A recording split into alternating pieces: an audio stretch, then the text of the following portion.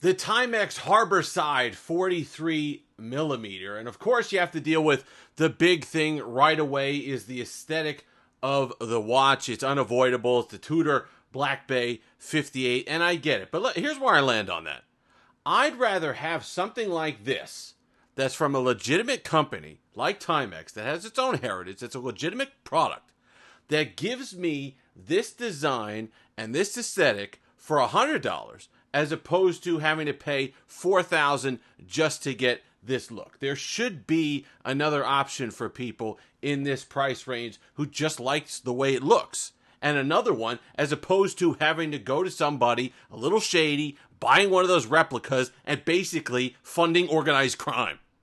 So this way you get a legitimate watch, you get the look that you want, you're paying $99, and you can feel good about wearing it on your wrist. So I have zero problem whatsoever with them basically, not copying, pasting, look, a couple changes here and there, but a strong resemblance to the Tudor Black Bay 58. I have zero problem with that. And let's talk about that kind of brings us to the conversation of what you're actually getting for your $99 with the Timex Harborside 43 millimeter. You got to be honest with yourself about what you're buying it for.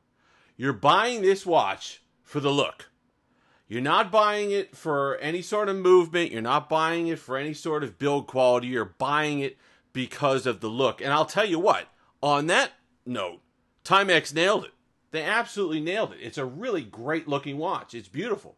I have it on the Black Bay band that I got from CNS Bands. The rubber strap that it comes on isn't bad. It's comfortable enough, but I thought it looked really good on this band. And because we'll go over the specs, 43 millimeter case, 11 millimeter thickness, and that's kind of why I put it on this NATO here. Feels really good on the wrist. Nice and light, no problems there. Quartz, as we mentioned, 49 millimeter lug to lug. Looks good on my 7-inch wrist, no problem. And if you put it with the thin case size, but also the lightness of it, and you have a nice package on the wrist, I think it looks fantastic. And that's kind of where you have to land. Yeah, 100 meters water resistance, but the technical portions of the watch and the fit and finish, not quite what you'd expect, even from just Timex for the money. Timex has some better offerings for $99. And one of the secrets here, if you want to pick this up, you really have to take advantage of those sales that Timex runs. Those 15% off emails that you get. The 25% clearance sales. That's what I got this one on. I think I paid $75 for mine. That's really the sweet spot, and you could feel good about your purchase at that point. So there's some things I don't like about it. Number one is the bezel. Bezel looks the part, like we talked about. No problems there. It comes when you actually go to use it. I'm going to put it up to the microphone so you can hear exactly what my issue is. I hope that's coming across. It feels as bad as it sounds. It might not be. It might not be coming across sounding that horrible, but there's extra clicks in there. It just doesn't feel solid. It feels like it's about to fall off. I really don't like the bezel turn on the Timex Harborside. It does the job. It's unidirectional.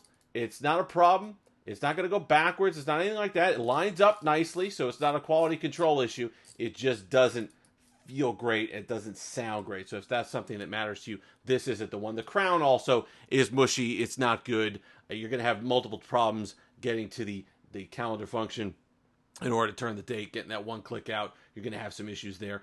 That's my other problem. This is a Timex problem overall. It's on my Navi XL as well. I hate their date windows. I don't know what the deal is with the date wheel. It's not a price thing either. You know, this is an Invicta Pro Diver that you're looking. I put it to the same date so you could see. This is a $99 watch as well. And look at the difference there. I don't know if it's the magnification. I don't know if it's just the font that they're using, the numerals. It just is not a good look. I don't like it. It makes the watch look cheap, which is a shame because overall the watch does not look cheap. Does not look cheap. And as long as you're not using the crown or the bezel and you got it on your wrist, it feels pretty good. So that to me is a shame that they weren't really able to lock in that date window and the numerals there. And like I said, it's a problem on the Navi XL as well. And that's a shame because that's a $280 watch, automatic, which otherwise is quite nice, but not quite what you'd expect or what you'd want.